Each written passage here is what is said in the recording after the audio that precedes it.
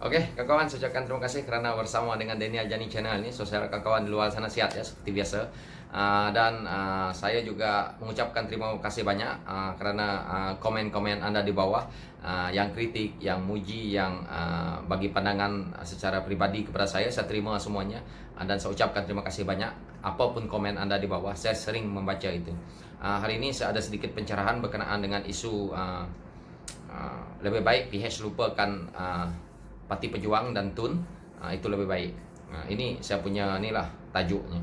Tetapi sebelum itu jangan lupa hashtag LTL lah. Oke kawan-kawan. So saya nak masuk terus lah dengan part ini. Saya pernah buat video sebelum ini yaitu berkenaan dengan isu TUN nih. Punca PH nih seperti ini adalah daripada TUN. Dan selepas saya buat video itu dalam 2 hari, Datuk Usha Musa pun keluarkan kenyataan yang hampir sama dengan kenyataan yang saya buat sebelum itu. Dan saya sangat berterima kasih lah karena dia seorang menteri berpandangan seperti itu, dan sebelum dia keluar kenyataan itu bermakna saya seorang rakyat boleh memikir sampai ke situ, sangat baiklah itu. Dan ini pandangan pribadi saya tentang TUN ini tadi. Kalau PH nak bergerak maju, PH nak bergerak ke hadapan, PH harus tinggalkan saja Parti Pejuang dan TUN. Lupakan, apalagi dia tinggal 4 kursi. Kalau kita nak melawan dia pun esok 3 penjuru jalan terus. Itu lebih baik. Dan kekuatan dia pun tak ada. Dulu pun waktu kita ingat waktu masa dulu, waktu PKR dulu menang 1 kursi saja, tinggal pematang pau yaitu Datuk Seri Wan Azizah sendiri saja menang. Mereka kata PH nak berkubur. Hari ini kita tengoklah parti mana pula yang akan berkubur. Dulu semangat 46 nak berkubur. Dah bukan nak berkubur, sebab pelan dah berkubur. Hari ini kita tengok parti dia sendiri akan berkubur. Saya tak ni lah, tapi untuk meraihkan banyak parti itu bagus. Tetapi untuk nak PH nak bersama dengan Parti Pejuang ataupun nak bersama dengan TUN, saya ingat lupakan sajalah. Saya rasa ramai anak-anak muda ataupun ramai orang-orang yang akan menonton video ini ataupun follower-follower yang setia kepada PH, saya rasa pandangan mereka sama seperti saya. Banyak yang tidak suka dengan cara TUN dan Parti Pejuang yang ada sekarang ini. Dia pun bukan banyak pun, sikit je. Dan saya berharap, ini pandangan pribadi saya. Saya harap Datuk Johari Abdul menonton video ini. So saya harap Kedah lepas ni, PH di Kedah kuat, diketuai oleh PKR. Saya harap lepas ni lebih baik Datuk Johari lah yang jadi, kalau PH PRU akan datang, saya harap Datuk Johari lebih baik dia yang menjadi Menteri Besar Kedah. Karena kalau kita tengok, inilah yang kadang-kadang dalam PH ni yang pada saya janggal sangat. Patutnya bagilah Datuk Johari itu jawatan dah. Orang paling lama dalam PH tu. Saya yang baru aja tahu celah gigi PH ni pun, saya tahu ni Datuk Johari Abdul ni banyak jasanya dengan PH. Sekarang ni anak dia pun sudah bagus. So saya harap lepas ni PH bolehlah, kalau PRU ke-15 ada rezeki PKR ataupun PH di Kedah, inilah bagilah dia sebagai menteri besar. Ini pandangan saya ya, dengan pribadi. So saya harap inilah saya kembali kepada TUN tadi. So saya harap lepas ini PH tidak perlu lagi nak tengok kiri, nak tengok kanan terus ke depan, tidak perlu lagi nak menunggu TUN, tidak perlu lagi nak mendapat sokongan daripada TUN. Dan kalau PH nak ambil alih kerajaan hari ini pun tidak perlu juga TUN nak ikut ke tidak. Tidak penting 4 kursi dia tu. Dia nak pergi ke mana sekarang ni? 4 kursi, 5 kursi dia. Sedangkan Dr. Mazzi Malik pun sudah keluar. Jadi apa yang paling bagus sekarang ni, kalau TUN ditinggalkan saja terus ke depan, kita dah tahu PH mempunyai kursi yang tanpa TUN pun sudah ada 90, dan gabungan yang lain, contohnya daripada warisan ke ataupun daripada GPS ke, itu sudah cukup. Tetapi menurut saya tidak ada peluang untuk ke arah itu kita kena terima sebagai orang PH, kita kena terima. Karena seperti mana yang kita tahu, GPS ini pun pada pandangan saya tidak solid sebagai partner untuk kita nak bergerak ke depan. Untuk akan datang, saya harap PKR dan DAP lebih baik lawan betul-betul di Sarawak supaya mendapat lebih kerusi. Begitu juga dengan Sabah. Warisan pun kita seperti mana yang kita tahu, berdolak dalih juga politiknya. Jadi lepas ini pun hentam saja, patutnya itu hari hentam saja PKR di Sabah biar banyak kerusi. Yang kita tengok pun kalah juga, tidak guna. So tidak manfaat juga. Tetapi karena bukan PRU ke-15 tak apalah. Tapi ingat, kalau dalam PRU ke-15 hentam saja semua, senang. Amanah, DAP, PKR, hentam saja semua kursi. Tidak lagi, tak payah lagi tengok kiri kanan nak bagi ke orang ni, bagi ke orang ni. Tak perlu lagi. Dan tidak perlu lagi bersama dengan parti-parti yang seperti ini. Cukup ni 3 ni, kekuatan sudah kuat.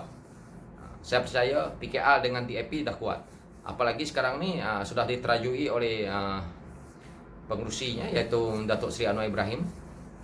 Dan saya yakin kali ini PKR tidak, dan PKR, DAP dan Amanah akan menang bergaya. Saya yakin rakyat pun dah ramai dah mula menyokong kepada PHS.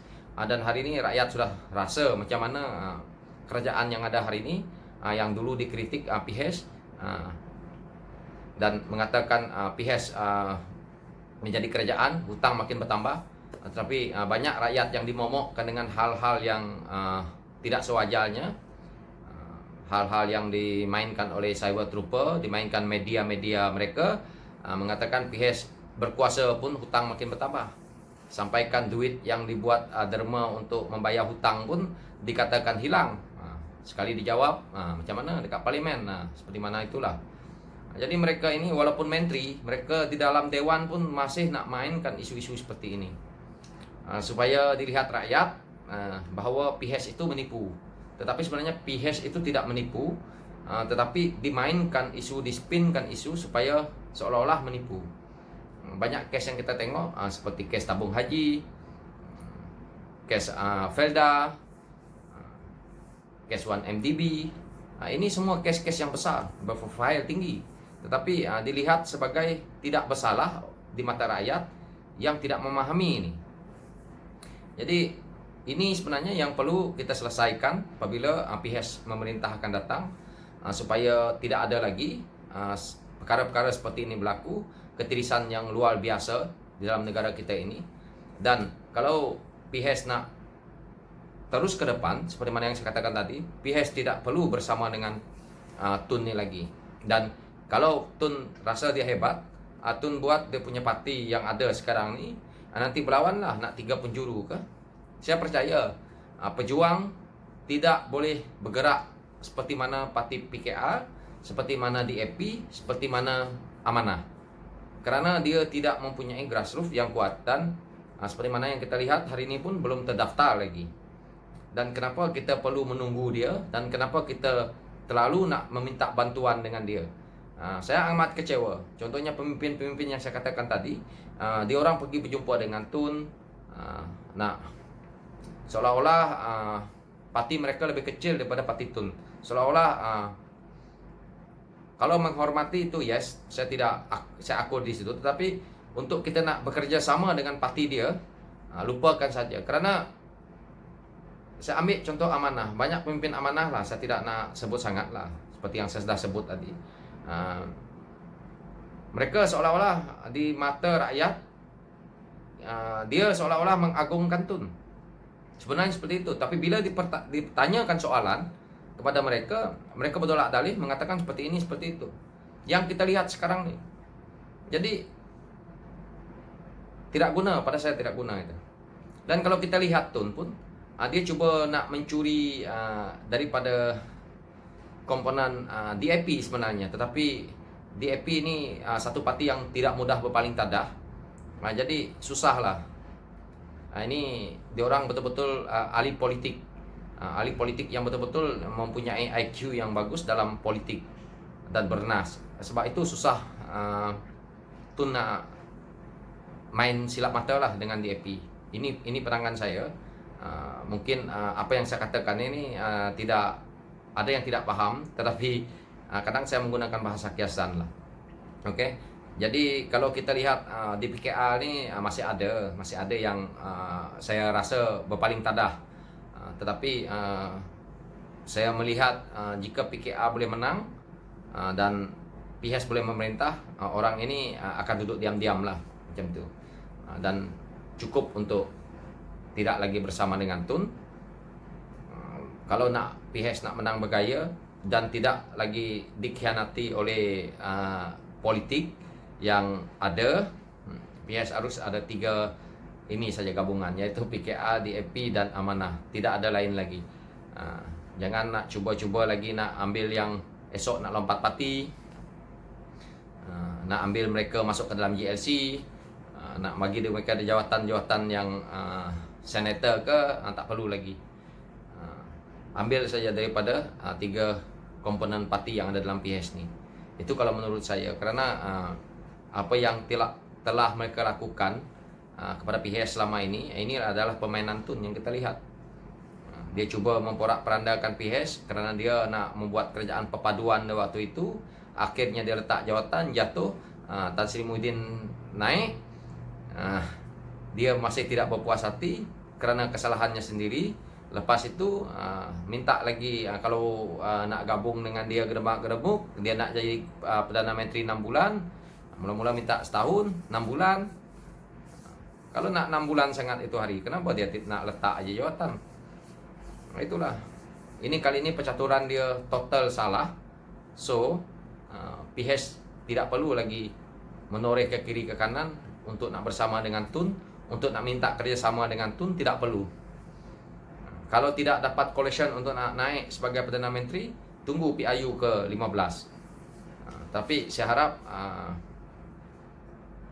benda tu jatuh awal, karena sekarang 10 dah longgar seperti mana yang saya kata. So lebih baik kalau dapat hari ini, sekurang-kurangnya nanti kekuatan PHS tu ada waktu PIU ke-15. Dan ini juga daripada sebelah pihak sana pun takut juga sebenarnya. Itu mereka cuba pertahankan. Kalau kita tengok di posting media sosial yang di perenggan berapa tadi, 25 Dr. Mazli Malik